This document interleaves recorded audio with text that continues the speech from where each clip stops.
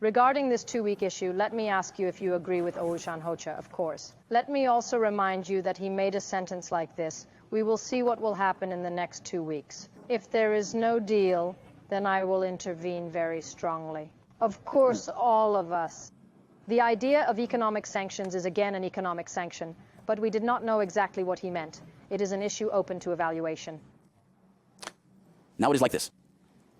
The war in Ukraine has now turned into a Mexican standoff. Mexican standoff. When we say that, I mean, imagine 3 people with guns drawn on each other. 3 people, each with a gun to the right of them. A Mexican standoff.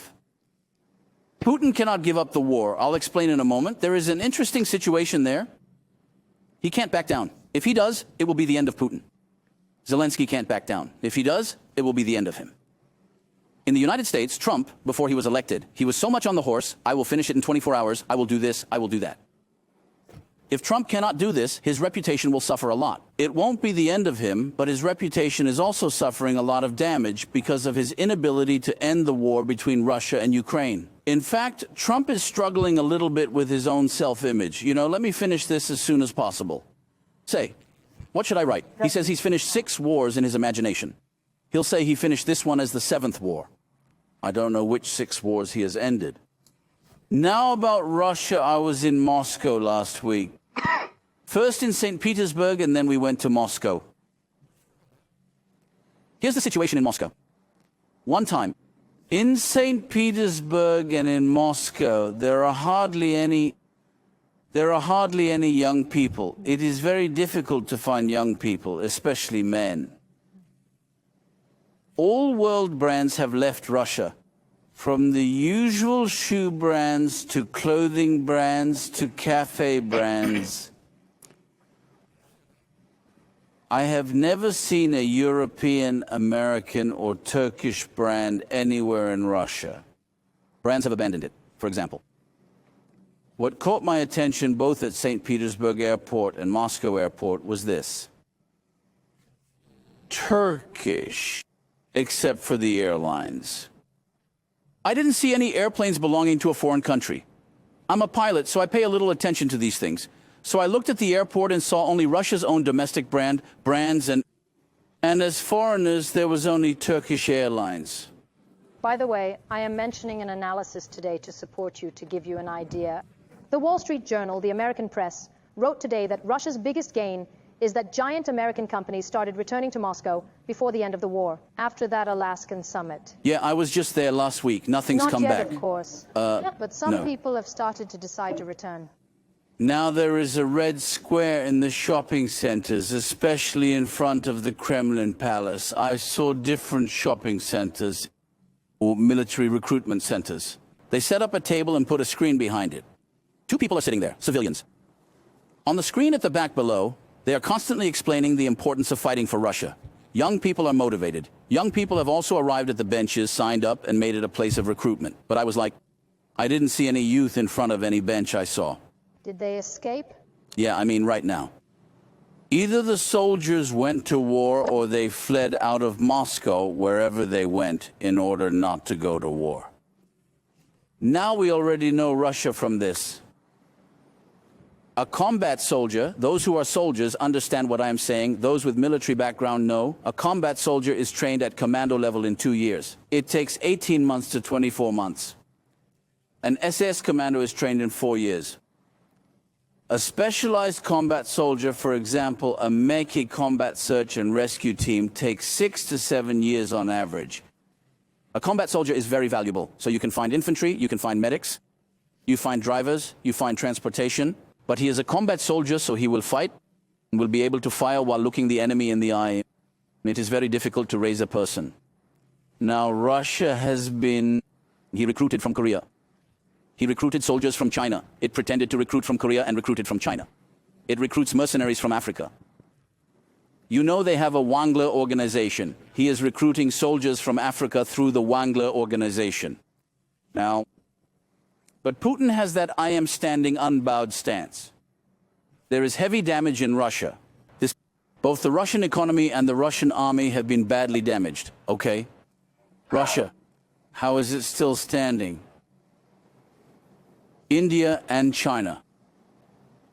It buys oil from Russia. See a recent article by a Tintin organization based in the United States.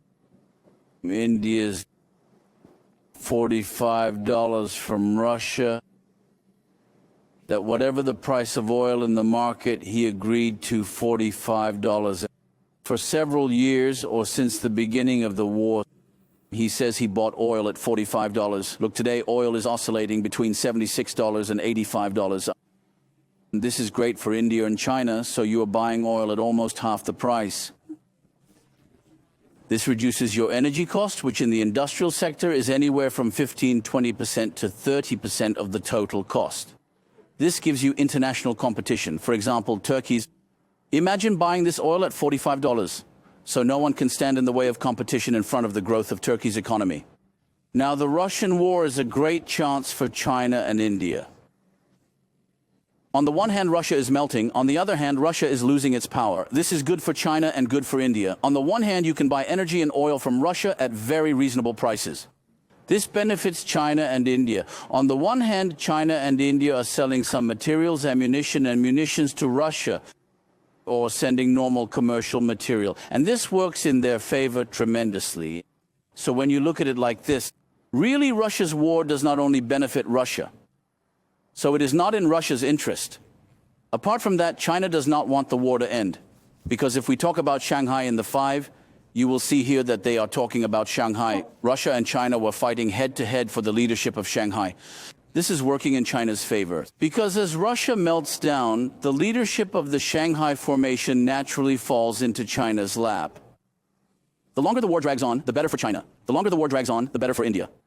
Europe also benefits from the prolongation of the war, because Russia is getting weaker. In other words, the enemy that Europe fears, the enemy that is Europe's nightmare, is weakening. It is stored in the field. The prolongation of the war also benefits Turkey. We don't say this, we don't say it. Of course, people in official positions do not say it. It also benefits us. Look, we entered and took Karabakh because Russia was weakened. Because it had withdrawn troops from that region. We went in and got it. In Syria, we entered Syria as soon as we realized that Russia had emptied the region. We took control of Aleppo, Hama, Homs, all the way to Damascus. In other words, as Russia weakens, Turkey fills the gaps left by Russia. China is filling it, India is filling it, or the European Union is filling it. So, when you look at it like this, there are people in the world who want this war to end. There are two countries. One is Russia and one is Ukraine. So there are two countries paying the price in this war. Almost everyone in the rest of the world is gaining something from it in one way or another. Now, it is difficult for this war to end. I agree with Mr. Ozan. I mean, all indicators, all data are in favor of the war not ending. Mr. Ozan says that Russia doesn't want it to end either. No. I'm not sure if I missed that, but I want Russia to end. That's what I think. I think Russia can't finish it. I mean, it wants to finish it, but it can't finish it. Putin. In 2012 and 2014, during the Georgia operation or the Crimea operation, the world shouted and protested, condemned it, but did nothing. Putin actually called the test, in military literature, you know, there is a concept of a test of strength, a test of power. Actually, Putin followed the rules. I mean, he tried it in Georgia, he tried it in Otosia, then he turned around and tried it in Crimea. He realized that there was no serious noise from the world. He plucked up courage and entered Ukraine. He did not expect such a reaction. Now, until now, I looked before the TV broadcast 2 days ago. According to official records, the number of dead Russian army soldiers is 595,000. But the number of volunteer soldiers brought through Wangler reached 1 million if we count those who died at the front. I have just told you, you can hardly see young people on the streets of Russia. Now, if Putin, who started a war that killed 1 million people, if he gives up the territories he has taken, for example, Crimea, if he withdraws the Russian army, they will hang Putin in the Red Square. And if they can't hang him, they'll shoot him. There will be a coup. Look, I'm not kidding. A couple of months ago, there were a couple of articles about this in the United States. That the Russian army was disturbed at that time, if you remember, Putin dismissed the chief of staff and 5-6 generals from their posts. I am talking about the articles published at that time. Now, there are two kinds of conflicts within the Russian army. One, there is a dominant force that says we have come this far and we will not go back at any cost. There is also a group that is afraid and anxious that this has gone on too long, that if this continues, there will be nothing left in Russia. Putin is sitting on a delicate balance inside. He is sitting on a bomb with the pin pulled. Putin is here. Okay, brother, we have a deal. Okay, I'm getting out of Crimea. I'm getting out of Odessa. If he says that he cannot say that he is leaving this region after that, Putin will not be able to sit in his seat anymore. He will have big problems. So Putin cannot withdraw. Russia cannot stop the war. Ukraine cannot withdraw. I'm not talking about Zelensky so as not to prolong the issue, but Ozhan Hoka touched on it well. His seat is also being discussed there, and there is a different balance there as well. So there is a Mexican standoff here, and when we look at the history of the world, it has always been war situations that have led to Mexican standoff situations. That is to say, one side has established absolute power dominance. That is to say, the other side's ankle is on the table. As long as he doesn't hit and disrupt this Mexican trench. Okay, thank you very much. I want to say one more. He will integrate. When you look at the front right now, I am following the front. There is already a lock situation on the front. In other words, there is a stance on the front based on mutual artillery fire, based on mutual pulse testing, but there is a stance of protecting its position, protecting the fortified positions. From time to time, Ukraine carries out operations that are moving towards Russia, and from time to time, Russia moves inwards. But none of them finally yields results. So look, the front is locked on this line, that line, the line you see. Now there is already a situation like this. Nobody expects that Crimea will come out.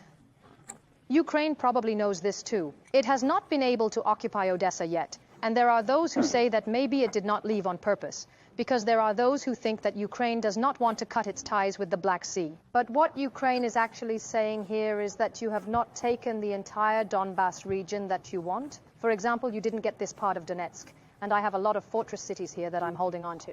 Why should I give you these places? MK. Here, when they said a land swap, or rather when the American president said this, it was said that Russia would withdraw from some of the places it occupied. But of course, there will be big gains. And yet, obviously, as you say, Russia did not accept that either.